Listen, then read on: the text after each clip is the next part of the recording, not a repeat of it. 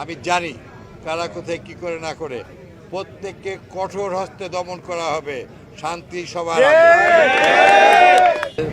আমাদের রাজশাহী হযরত শাহ মখদুম উপসভাপতির মাজার শরীফ প্রান্তরে আমরা আজকে নির্বাচনের পর আপনাদের সামনে আমরা কিছু বলছি। এই রাজশাহী 2 আসন মহানগরীর সবাই আমাকে নির্বাচিত করেছে, সেই জন্য আমি আল্লাহর কথা শুকরিয়া আদায় করতে সবাইকে আন্তরিক কৃতজ্ঞতা জানাই। এবং এই নির্বাচন হচ্ছে আমাদের সবার, আমার যে সমস্ত ভাইরা অংশগ্রহণ করেছে তাদেরকেও আমি শুভেচ্ছা জানাই। আমরা প্রথমে বিশ্বাস করি জনগণের সকল ক্ষমতার উৎস, আর আমাদের প্রাণপ্রিয় মহান স্বাধীনতা ঘোষক শহীদ জিয়াউর রহমান, আমাদের গণতন্ত্রের মা, আজ বিশ্বনেত্রী দেশ নেত্রী বেগম খালেদার পর আমাদের দলের চেয়ারম্যান আমাদের তারেক রহমান সাহেব, তিনি আজকে সারা বিশ্বের নিউ জেনারেশনের তরুণ প্রজন্মের অত্যন্ত জনপ্রিয় নেতা এবং অভিনেতা হিসেবে তিনি এই নির্বাচিত হয়েছেন। এবং বাংলাদেশ জাতীয়তাবাদী দল এদেশের নিরঙ্কুশ সংখ্যাগরিষ্ঠতা অর্জন করেছে। রাজশাহীর সর্বস্তরের মানুষ আমাদের ধানের শীষকে নির্বাচিত করেছে। আমি আশা করছি যে তাদের যে প্রত্যাশা, ইনশাল্লাহ আমরা সব কিছু আমরা পূরণ করব। আমাদের সরকার, আমাদের নেতা ইতিমধ্যেই বাংলাদেশের অগ্রগতি অর্জন, দেশের স্বাধীনতার সার্বভৌমত্ব রক্ষা করা, গণতন্ত্রকে সুপ্রতিষ্ঠিত করা, 31 দফা বাস্তবায়ন এবং মায়েদের জন্য ফ্যামিলি কার্ড, কৃষকের জন্য কৃষি কার্ড এবং হেলথ কার্ড সহ অত্যন্ত জনকল্যাণমুখী এবং রাজশাহীর জন্য অ্যান্টি ফারাক্কা ড্যাম এবং রাজশাহীতে শিল্পের ব্যাপক স্থাপন এবং রাজশাহীর আইটি প্রজেক্টকে আজকে বিশ্বমানের করার জন্য তিনি এখানে বলে গেছেন। এবং আমরা রাজশাহীর নিউ জেনারেশনের তাদেরকে কর্মসংস্থানের জন্য আমাদের সকল প্রচেষ্টা আমি কৃতজ্ঞতা জানাই রাজশাহী মহানগরবাসীকে, তাদের সন্তান হিসেবে আমাকে তারা আবার তাদের সেবা করার সুযোগ দিয়েছে। কোনো সেবক নয়, তাদের সন্তান হিসেবে তাদের পাশে থাকা।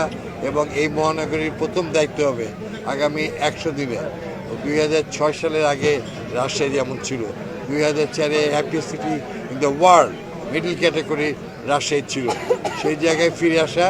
এবং রাজশাহীকে যে সমস্ত প্রকল্পগুলি আমরা চালু করেছিলাম, বিশেষ করে আপনারা জানেন যে 4টি ইপিজেড এবং সিল্ক সিটি এবং রাজশাহীর কর্মসংস্থানের জন্য আমরা আইটি প্রজেক্ট সহ সব কিছু দিয়ে এবং নতুন নতুন স্থাপনা নির্মাণ, মেধাবী ছাত্রদেরকে প্রত্যেকটি দেশের, বাংলাদেশের পাশাপাশি বাংলা ল্যাঙ্গুয়েজের পাশাপাশি জাপানিজ, ফ্রেঞ্চ এবং ইতালি এবং জার্মানি সহ যে সমস্ত দেশে কর্মক্ষম ব্যক্তি দরকার, তাদেরকে শুধুমাত্র লেবার হিসেবে আর নয়, তাদেরকে ডাক্তার, ইঞ্জিনিয়ার এবং বড় হিসেবে রাজশাহীর সন্তানরা তাদের কর্মদক্ষতা রাজশাহী থেকে ট্রেন্ড আপ হয়ে যে তারা নেবে।